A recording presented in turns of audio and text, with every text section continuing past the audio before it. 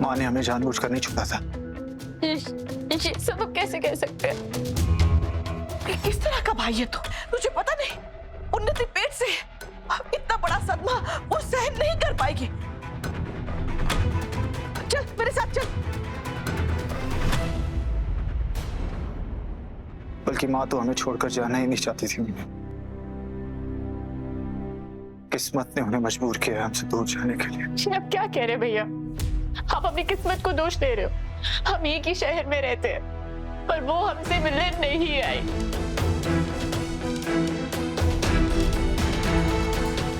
पीठ पीछे छोड़ो, उन्होंने तो कभी सामने भी नहीं माना कि हम उनके बच्चे हैं।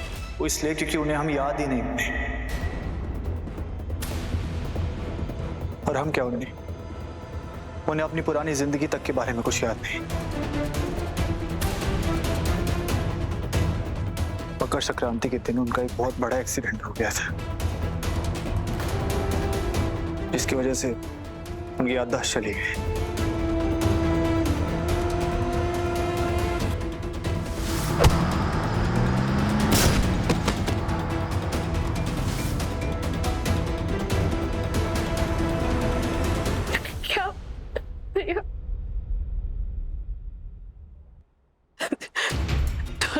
तू कितना भोला है राघव। तू गया था ना नीता के घर में जवाब मांगने, गया था ना?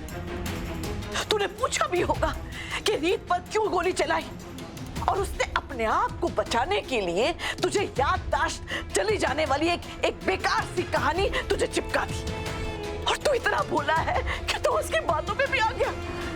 लेकिन राघव याद कर, उसने जो इतने साल तक तुम दोनों के साथ किया है, जानबूझकर अनजान बनी रही, अनजान बनने का ढोंग किया, तुम दोनों से नफरत की, ये सब कुछ तू चुटकियों में भूल गया और उसे माफ कर दिया तूने। नहीं बुआ जी, राघव ने जो कुछ भी कहा वो कोई कहानी नहीं है, सच है।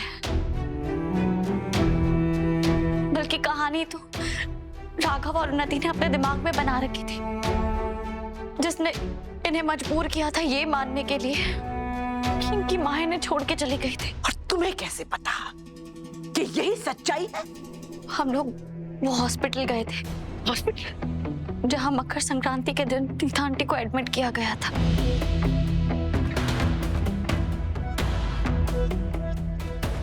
पंद्रह साल से इंतजार किया है मैंने कि शायद एक दिन इस रहस्य से पर्दा हटेगा, और आज नीता चावला के बेटे अब मेरे सामने खड़े हैं। डॉक्टर, क्या आप पुराने रिकॉर्ड चेक करके बता सकते हैं कि उन्हें कब एडमिट किया था? 14 फरवरी 2010। मुझे अच्छी तरह से याद है यह डेट, जिस दिन मिसेस नीता चावला का बहुत बुरा एक्सीडेंट हुआ था। उनके सिर पर बहुत गहरी चोटें आई थी।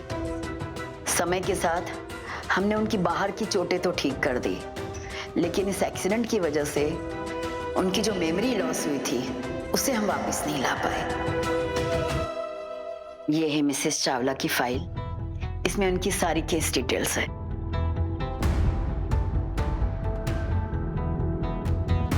Thank you doctor. वेलकम।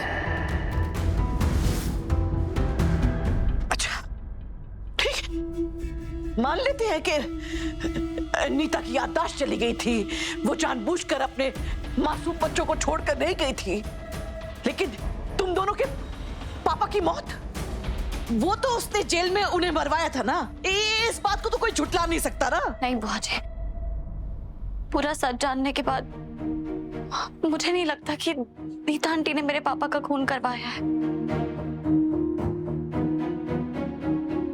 पर दीदू तो इतनी श्योर कैसे हो सकती है? क्योंकि पापा की मौत नीता आंटी के एक्सीडेंट के बाद हुई थी, और जब उन्हें कुछ याद ही नहीं है तो उन्हें हमारे पापा कैसे याद होंगे? हे माता रानी, ये सब क्या हो रहा है? मैं क्या करूं? उनके साथ वो क्यों कुछ बुरा करेंगी? हाँ मान लेते हैं, पर तूने उन्हें पापा से खुद फोन पे बात करते हुए सुना था, राइट? और तूने तो रिकॉर्डिंग भी सुनी थी। हो सकता है कि उन्होंने एक्सीडेंट से पहले ही पापा को मरवाने का प्लान कर लिया हो, तो ये पॉसिबल है ना दीदू? हाँ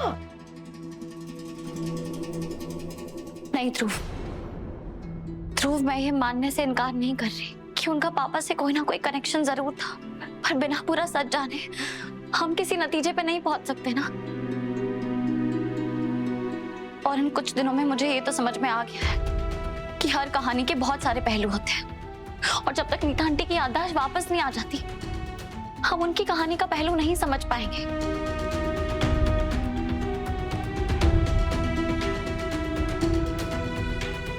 इसलिए मेरे लिए वो वही पुरानी नीता आंटी है जिन्होंने हमेशा हमारी मदद की है, हमें अपने बच्चों से बढ़कर प्यार किया है। देखो शारदा, मुझे लगता है तुम्हें भी नीता को बेनिफिट ऑफ डाउट देना चाहिए। जहां तक हम उसे जानते थे वो किसी का खून नहीं करवा सकती थी। अरे वो तो घर में कदम भी फूक फूक के रखती थी कि वो चींटी ना मर जाए। वीरेन सही कहता है, मुझे सालों पहले इस महान इंसान का त्याग कर देना चाहिए था।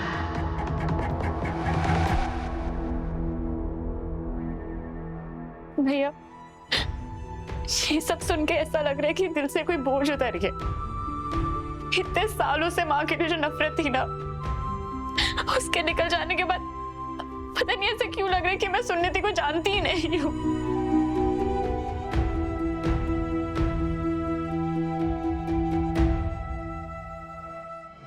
मुझे भी ऐसे महसूस हो रहे होंगे, पर धीरे धीरे हमें इस सच के साथ जीने की आदत हो जाएगी कि हमें भी खुशियों का हक है।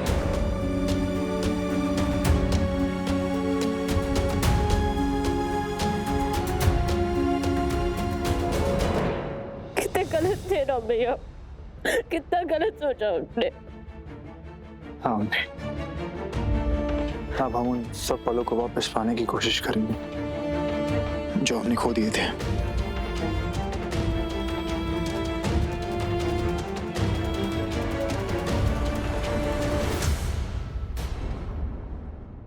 ध्रुव, मुझे नहीं लगता कि किसी भी गलतफहमी की वजह से तो अपने रिश्तों को खोना चाहेगा। एक बार पहले भी हम अपना दर्द दूर करने के लिए बिना सच जाने किसी को उसका मुजरिम ठहरा चुके हैं, तो ये गलती दोबारा नहीं करते हैं ना।